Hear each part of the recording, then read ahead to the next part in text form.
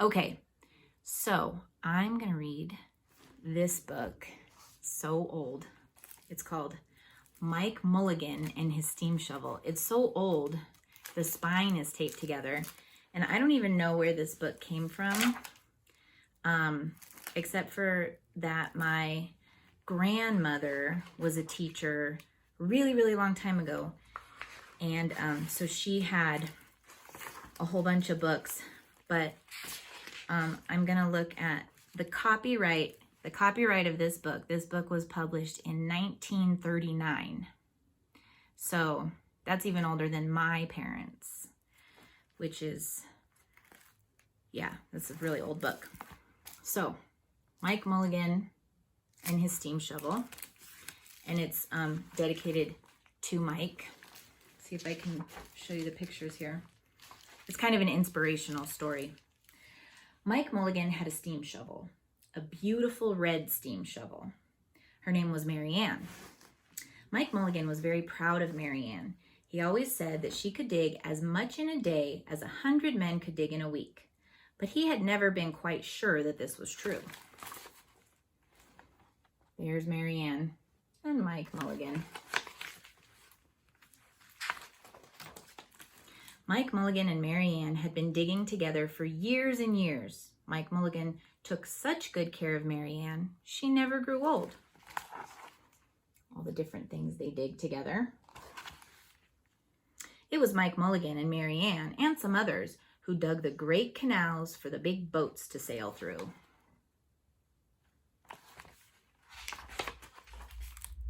It was Mike Mulligan and Mary Ann and some others who cut through the high mountains so that trains could go through.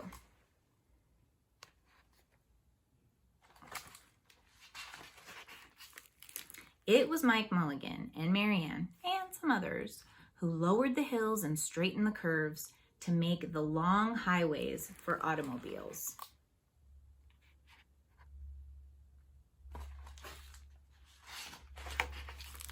It was Mike Mulligan and Mary Ann and some others who smoothed out the ground and filled in the holes to make the landing fields for airplanes.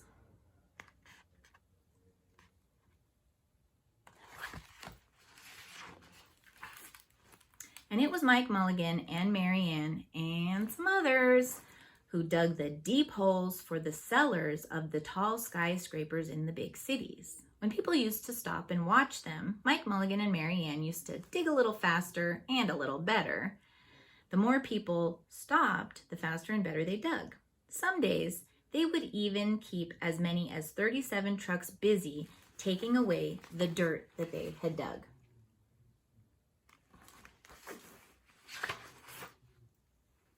Then along came the new gasoline shovels and the new electric shovels and the new diesel motor shovels and took all the jobs away from the steam shovels. Mike Mulligan and Mary Ann were very sad.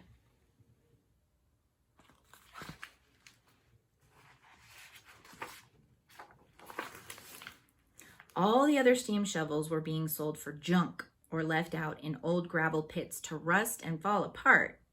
Mike loved Mary Ann. He couldn't do that to her.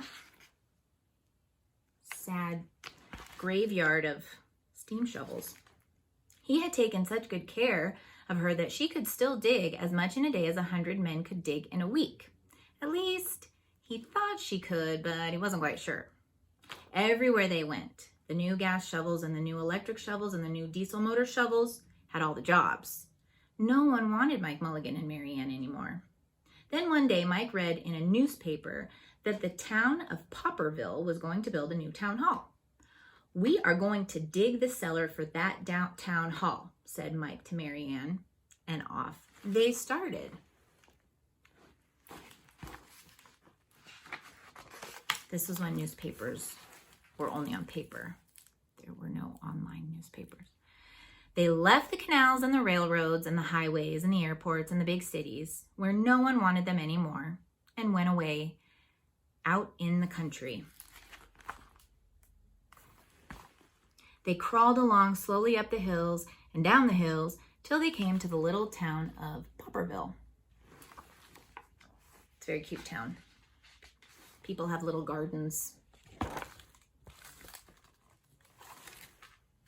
And horse-drawn carriages. When they got there, they found that the selectmen were just deciding who should dig the cellar for the new town hall. Mike Mulligan spoke to Henry B. Swap, one of the selectmen. "I heard," he said, "that you are going to build a new town hall. Mary Ann and I will dig the cellar for you in just one day." "What?" said Henry B. Swap. "Dig a cellar in a day? It would take 100 men at least a week to dig a cellar for our new town hall." "Sure," said Mike, "but Mary Ann can dig as much in a day as 100 men can dig in a week." Though he had never been quite sure that was true. Then he added, "If we can't do it, you don't have to pay." Henry B. Swap thought that this would be an easy way to get part of the cellar dug for nothing. So he smiled in a rather mean way and gave the job of digging the cellar of the new town hall to Mike Mulligan and Mary Ann. They started in early the next morning, just as the sun was coming up. Soon, a little boy came along. "Do you think you will be finished by sundown?" he said to Mike Mulligan. "Sure," said Mike. "If you stay and watch us, we always work faster and better when someone is watching us." So the little boy stayed to watch. There's a little boy, and there they are digging. Then Mrs. McGillicuddy, Henry B. Swap, and the town constable came over to see what was happening, and they stayed to watch. Mike Mulligan and Mary Ann dug a little faster and a little better. A constable is like a police officer. This gave the little boy a good idea. He ran off and told the postman with the morning mail, the telegraph boy on his bicycle, the milkman with his cart and horse, the doctor on his way home, and the farmer and his family coming into town for the day. And they all stopped and stayed to watch. That made Mike Mulligan and Mary Ann dig a little faster and a little better. They finished the first corner neat and square, but the sun was getting higher. There's everybody coming to watch and their progress. Clang, clang, clang, the fire department arrived. They had seen the smoke and thought there was a fire. Then the little boy said, "Why don't you stay and watch?" So the fire department of Popperville stayed to watch Mike Mulligan and Mary Ann.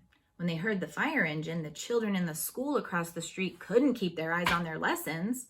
The teacher called a long recess, and the whole school came out to watch. That made Mike Mulligan and Mary Ann dig still faster and still better. They finished the second corner neat and square, but the sun was right up in the top of the sky.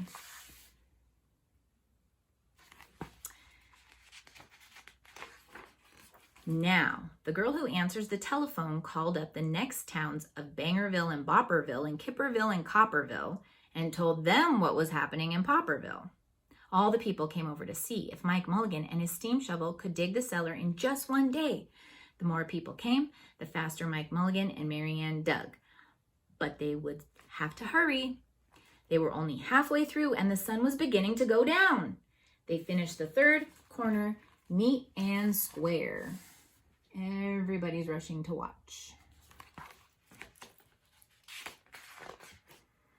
Never had Mike Mulligan and Mary Ann had so many people to watch them. Never had they dug so fast and so well, and never had the sun seemed to go down so fast. "Hurry, Mike Mulligan, hurry, hurry," shouted the little boy. "There's not much more time." Dirt was flying everywhere, and the smoke and steam were so thick that the people could hardly see anything. But listen. Bing, bang, crash, slam, louder and louder, faster and faster. Mary Ann is working furiously. Then suddenly, it was quiet. Slowly, the dirt settled down, the smoke and steam cleared away, and there the cellar was all finished. 4 corners, neat and square, 4 walls, straight down, and Mike Mulligan and Mary Ann at the bottom. And the sun was just going down behind the hill. "Hooray!" shouted the people. "Hooray for Mike Mulligan and his steam shovel! They have dug the cellar in just one day." Suddenly, the little boy said, "How are they going to get out?" "That's right," said Mrs. McGillicuddy to Henry B. Swap. "How was he going to get his steam shovel out?" Henry B. Swap didn't answer, but he smiled in a rather mean way. Then everybody said, "How are they going to get out?" "Hi, Mike Mulligan, how are you going to get your steam shovel out?" Everybody's yelling down to him.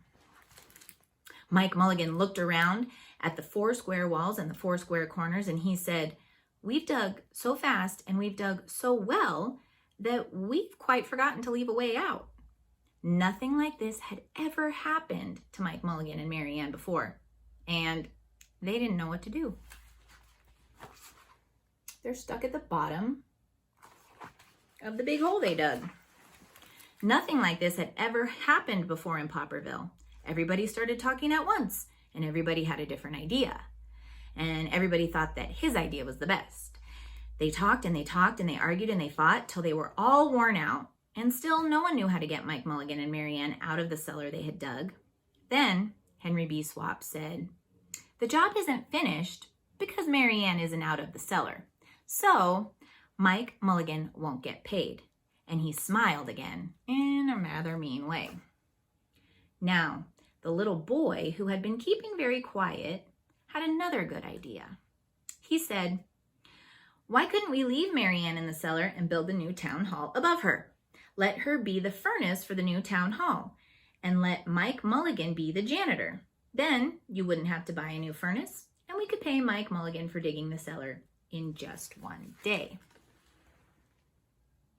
Smarty pants little boy.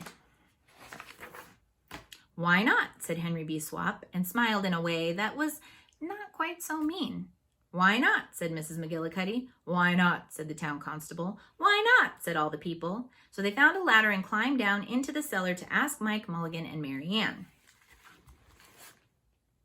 They're all climbing down. "Why not?" said Mike Mulligan. So it was decided, and everybody was happy.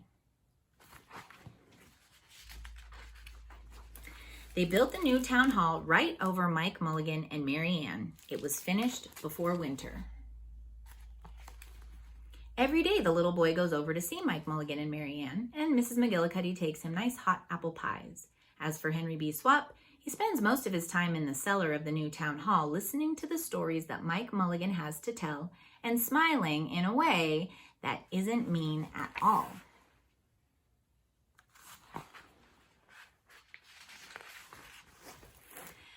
Now when you go to Popperville, be sure to go down in the cellar of the new town hall.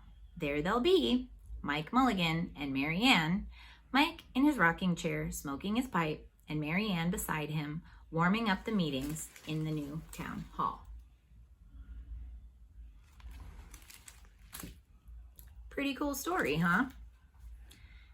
This is written and illustrated by Virginia Lee Burton. I forgot to say that at the beginning. So we just learned last quarter about the Industrial Revolution, right? And steam engines, and then how things changed after that. And so hopefully you saw lots of examples of that here in this book. Yay! I have a big pile of books over here that I've picked out, and so I will be reading more, and I will see you guys tomorrow.